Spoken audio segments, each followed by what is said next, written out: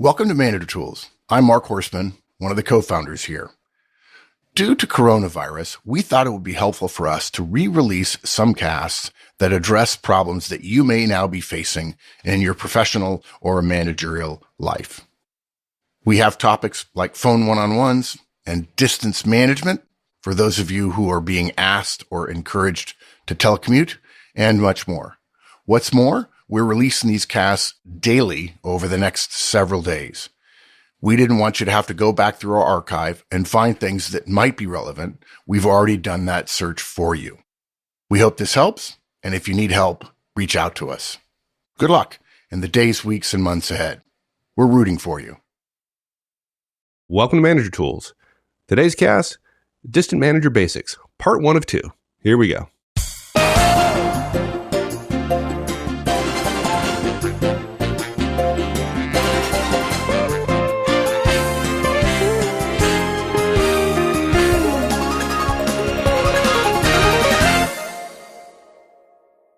Mark, let me ask you a question here, because this is something that comes up quite a bit, and in today's world, more frequently than probably we'd like it to happen. But we get this question all the time.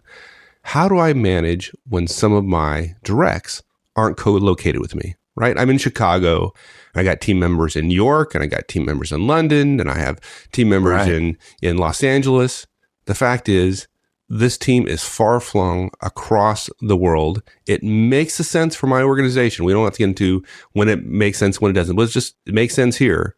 But man, management in this situation, it's hard. It's harder. Yeah, and you know, this is a compounding of the fundamental mistake that I believe most organizations make. This is an organization tool, so we don't talk about what companies should do.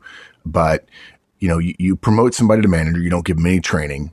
30 to 40%, maybe even 60 or 70% of their job changes. And there's no reason to believe that the average company does a good job of seeing the change and preparing people for it. And it's hard enough when somebody's co-located. Management from a distance makes things notably harder. It's not twice as hard, although I will tell you, if you're a frontline manager and you've never managed, and the choice is taking a team that's all co-located with you or a team that's not co-located with you at all, I believe that is twice as hard. It's probably not twice as hard if you've already managed a couple of times with people co-located with you, but it's enormously harder. And I believe this is another one of those things that goes to the idea that if companies are not going to help managers get better when they become managers, and then they're also not going to say, this is different now, here are some things you need to know, we want to give you some ideas about this, then it just proves the point that companies are not blind, but just, not willing, not able to invest in the important basic skills, the behavioral stuff you need to do as a manager. The question is, what can we as managers do to increase the chances that the distance between us and our directs, when it's necessary for the business, it's not always as necessary as companies say, but sometimes it is. How can we make sure that distance doesn't affect our ability to produce results? Okay. So this cast is about some simple things you can do now. We've got 5 recommendations. Number 1 is do phone one-on-ones. We've had a cast about that, a couple of years ago perhaps, but we'll come back to it. We want to talk about how important it is relative to folks who are distant from you. And actually, I think in the cast we did a year ago, we actually talked about phone one-on-ones for those people who might have been traveling or when you're traveling, rather than people who are permanently away from you. Even more important for people who are permanently away from you. Number 2, we've got to increase our use of webcams. There are some issues there, and we'll talk about those, but webcams help because human beings were meant to communicate face to face. Number 3, shoot for a daily phone call, or let's put it this way, shoot for making a phone call to them every day. We'll describe that in a minute. Number 4, we recommend you demand shared calendars, which would probably 95, 99% of the time happen if they were co-located, right? And yet for some reason people aren't co-located. And so therefore, we're not going to be able to see their calendar. That's crazy. Crazy talk. Crazy talk. Okay. And number 5, demand more frequent updates. People who are distant Managers just don't realize the random interactions that one has with people who are co-located and how that gives you a sense of how things are going. And you lose that. And people rely on that a great deal in the office. Think about the managers, Mike, over the years who have said, oh, I don't need to do one-on-ones. I talk to my people all the time. We run into each other. We say hi. We chat for a minute. Well, that doesn't happen when people are distant.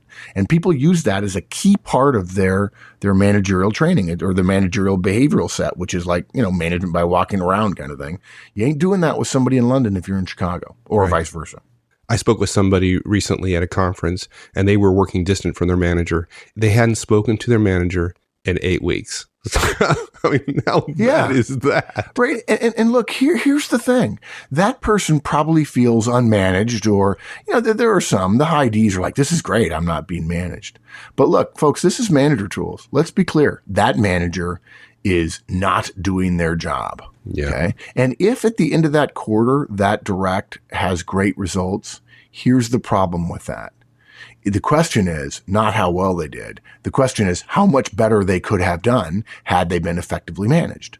And yeah, we're not afraid of admitting here at Manager Tools that we have a more assertive approach to management than most people do. But we're nowhere near aggressive or even really assertive. We're just more assertive than doing nothing at all or benign neglect. But 8 weeks, I mean, that's just holy Toledo. If I were the director of that manager and he says, yeah, I haven't talked to him in like 8 weeks, I'd say, hey, can I give some feedback? When you say stuff like that, it makes my head explode. Right? Yeah. It's just like, wow, dude. Yeah. Okay. And it's messy for both you and me. Yeah, totally messy. We don't like that stuff. So let's talk about phone one-on-ones. Now, for many of our fans, this is going to seem like really old news, right? But we want to be crystal clear here. Distance between you and your direct is not a reason to not engage in the fundamentals. And the fundamentals are know your directs. Talk to them about performance. Ask for more from them every day and challenge them with harder stuff. And it starts with the relationship. And for that, we recommend one-on-ones. Now, face-to-face one-on-ones are better? Yeah, sure. But again, as we always say, don't let the perfect be the enemy of the good. Right.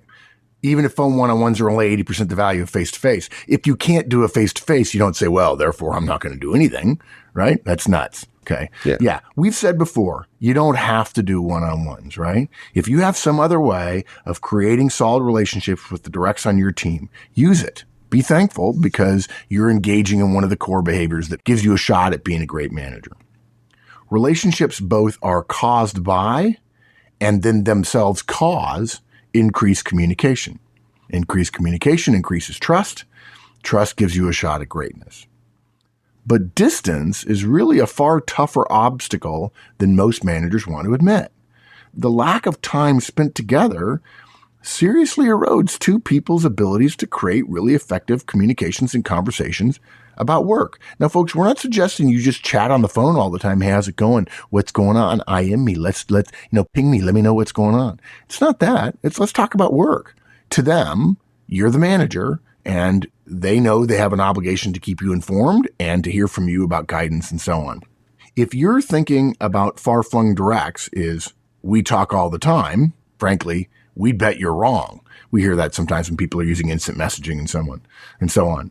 Calling somebody to get a status about something specific is not talking all the time.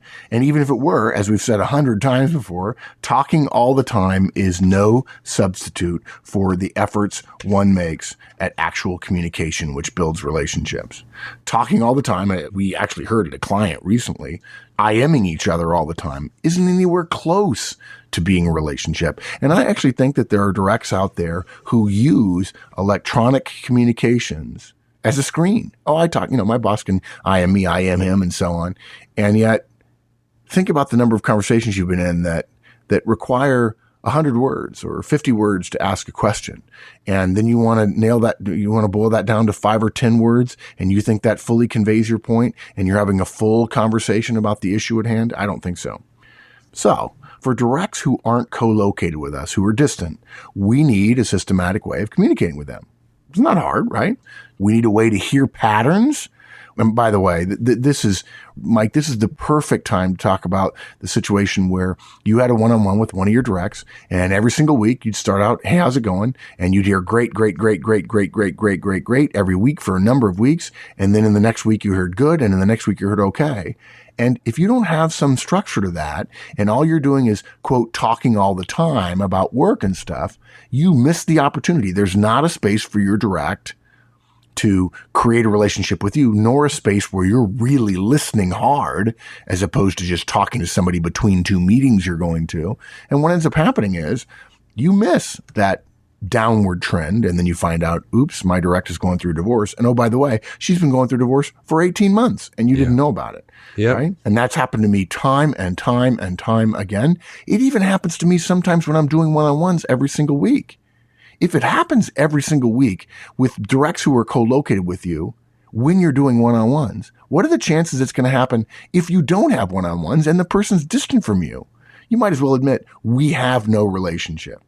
Look, folks, if you say, I like him and he likes me, great. There's nothing wrong with that. He's a good guy. I met a couple of guys recently at a conference. I think these are good guys. They could be friends of mine. We could play golf. It'd be awesome, right? If we lived in the same town, we'd be great friends. That doesn't mean we have a relationship. We just think, the first time we talk for a couple of minutes, they're good guys. Maybe they don't think that about me. I don't know, right? So we need a way to hear patterns. We need a place for feedback. We need a time to hear of concerns that they might have. We need to create a space where they can come to us to ask questions, which perhaps are delicate.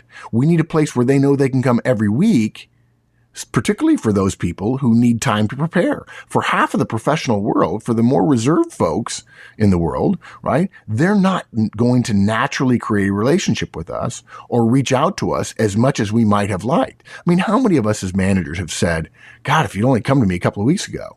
Well, when you say that, look in the mirror, right?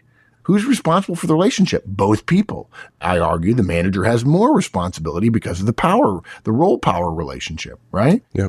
If you've ever had somebody resign and you didn't know that they were looking prior to them actually resigning, there you go. There's your indicator. You didn't have a great relationship. Yeah, exactly. Yeah. And you say to yourself, well, gosh, why would I tell my boss that I was thinking about resigning? Well, then maybe you've never had a relationship with your boss either. There you go. Right? Yep. Yeah. Yeah. Now, some of you, I'm going to hurt some feelings here. I don't want to do that. Okay. For those of you who know us well, this might be an umbrella moment, right? I'm poking you with an umbrella, but you're getting your feelings hurt all by yourself. But no, I don't mean that. I don't mean to sound callous there. This is going to be hard for some of you to hear. But the simple fact is that the average manager, based on our experience over the last 25 years, the average manager's behavior around distant directs is out of sight, out of mind. And I'm not saying you're an uncaring person. We're not saying that at all. We're saying you're busy. Look at your calendar. Everybody says how busy they are, right? Your calendar fills up, right? And you don't have time, and you're going from meeting to meeting to meeting. And maybe you run into your folks in the halls in between. And when you sit down at your desk, people come in and ask you questions. That's great. But not the person who's distant from you, right? And so it's not that you think to yourself, I don't have to manage them. It's not that you think to yourself, thank gosh, he's not here. It's not that you think to yourself, I don't care about them. What happens is you get busy. You don't talk to them. You give their emails the same shrift that everybody else gets. And suddenly you're spending what amounts to 80% less time to the distant person than you would to them if they were co-located, comparing them to the other people who are co-located with you. Okay. All things being equal, the average manager talks less to, thinks less about, measures less often and less well, gathers less data about, knows less about, provides less guidance to, coaches less, and gives less feedback to the direct who is distant as opposed to the direct who's in the same building. And let me tell you something, it gets even worse. I've just read this recently in the Harvard Business Review. We hate to tell you this, folks. The data on being in the same building doesn't bode well for us as managers either. Being in the same building on a different floor, I'm going to say this again. If you are in the same building as one of your directs, but you're on a different floor, that is, according to a large survey of managers who were co-located on the same floor, co-located but on different floors in the same building, and then far-flung, 100 miles away or more. Being in the same building on a different floor is roughly equivalent to being hundreds of miles away in terms of the manager's behavior around communication, measurement, knowledge, and relationship. That's freakish. Maybe it's not freakish. It's just data, right? But I say to myself, wow, there it is. And that's when I saw that, that's when my thinking coalesced around out of sight, out of mind. Yeah. And don't mistake us that the fact that is true doesn't mean that if somebody's on a different floor from you, that you should do phone one-on-ones versus face one-on-ones. I just thought I'd mention it because somebody we looking for an excuse. Well, but to be fair, I feel like I'm being I'm not, I hope I don't sound sharp. What I'm getting at is, let's not be average managers, folks. Let's ask ourselves, what would we want? And yes, some of you would say, I don't want to be managed. But let me put it differently. What would you expect your directs would want if you didn't manage them for 8 weeks, or they were out of sight and out of mind, and then you discovered a big problem, and now you really have to get involved with them? Is that how they want to be managed? Or are they willing to tolerate some professional interaction on a regular basis? Not so rare that it doesn't feel regular, it's more like periodic, but on a regular basis, so that when the stuff hits the fan, if you'll pardon me for saying so, there's actually a relationship there, and the little bit of investment you've done along the way keeps there from being a big bite at some point in the future. Look, if you don't have a system for it, you're highly likely to fall prey to the whole out of sight, out of mind thing. And we don't want you to do that. Particularly, if you're a new manager, gosh darn it. Nowadays, if you're a newer manager in the corporate world, in the larger organization, in the world of larger organizations, what happens is that it's become much easier in the last 25 years for companies to justify teams being far apart, right? Think about it, Mike. 30 years ago, a far-flung team was like, we would only give that to somebody who was really experienced. That's got to be hard. But then we discovered there's cost savings, cost benefits, and the best people we can get may be in a different place. And so we want high talent, high quality people. And by the way, folks, in 30 or 40 years, companies are going to be training everybody on this stuff. And so it's going to be okay. Okay, maybe it's 100 years, but I can be optimistic. But it didn't used to happen. Now it happens all the time. The problem is it happens all the time to new managers because now the idea is it's okay to have far-flung teams to save some money. But now you don't know anything about your folks, and you don't know that you're falling prey to out of sight, out of mind because you don't have a comparison with people who are co-located to you. You may think you're spending roughly equal time with distant folks, but you're not, and you're certainly not getting those random interactions with them as opposed to those folks whom you see every day. So if you aren't already having one-on-ones with your team who are far away from you, please start now. That's my plaintive cry for the day. But even if you don't want to do that, for heaven's sake, folks, at a minimum, have weekly half-hour meetings with just those folks who are distant. Okay? If you don't want to talk to your people who are co-located, okay. I'll tell you, you're wrong, and I would argue with you, and I'd follow my sword. That's the one thing I'd follow my sword about. And golly, don't do that to the people who are distant from you, because out of sight, out of mind doesn't change the fact that you're still responsible. You're on the hook.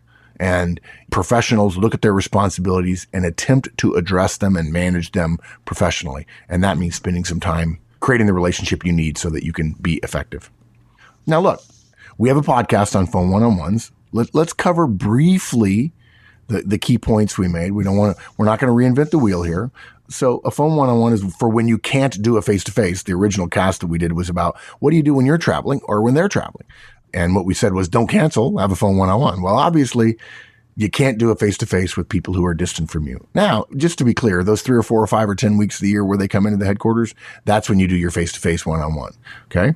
Now, at the time, we said webcams are better than phone, but they're a luxury. We actually, our next point is going to be to overrule that. Our next point was the basics still apply. 30 minutes long, 10, 10, 10, 10 minutes for them, 10 minutes for you, 10 minutes to talk about the future. Frankly, with phone one-on-ones, it's going to be much more like 20-10 or 15-15. Okay. And folks, for those of you who aren't familiar with one-on-ones, 10 minutes for them, 10 minutes for you, 10 minutes to talk about the future, but 15 minutes, normally 90+% of the time, your one-on-ones are going to be, they're going to get the first 15 minutes to update you on whatever they want. And then you're going to get 15 minutes to update them on whatever you want. And if you don't know what one-on-ones are, you need to go back and listen to those casts. And as I said to a client recently, and we started getting laughs by the end of the day, we have a cast for that because we're trying to change management. And so it's free. You can go listen just like this one. We definitely recommend the manager call the direct. It sends a nice message, we think. We definitely feel more document sharing is necessary. If you've got somebody distant from you, this relates to our last point, our fifth point today about asking for more frequent updates. If you're managing somebody distant, you've got to see, it's got to be easy for you to get to documents they're working on. If Mike works for me and he is in the same office, I can say, hey, where's Project X status? He says, let me go get it. Can't do that if you're distant. So I want to be able to see your documents and not just be able to have access to your laptop when you're there. I want your documents shared. Dropbox would be a great way to do it, provided your IT department will let you, so that I can look at the documents that you're working on at any time. Particularly if there's a lot of time zone difference, right? If I'm in at 8 in the morning in London, but the guy in New York isn't at work yet, I still need to be able to see the stuff he's working on. Okay. IT organizations have been doing this for a long time, right? They leave the code. There's a core set of code that's available to everybody, and programming happens 24 hours a day around the clock based on, as the sun goes through different time zones. And be careful with phone one-on-ones, as we said in the previous cast, because interruptions tend to happen more frequently, because people will learn that you're in a one-on-one when you've got somebody in your office. But when you're on the phone, they just think it's okay to walk in and sit down or to interrupt you, and you've got to learn to avoid those. Now, a common response we get regarding being more assertive, and I use that word very carefully, very delicately, if you can use the word assertive delicately, a common response we get when we encourage managers to be more assertive about their relationship building is, well, we don't need to do that because we IM each other all day. Okay.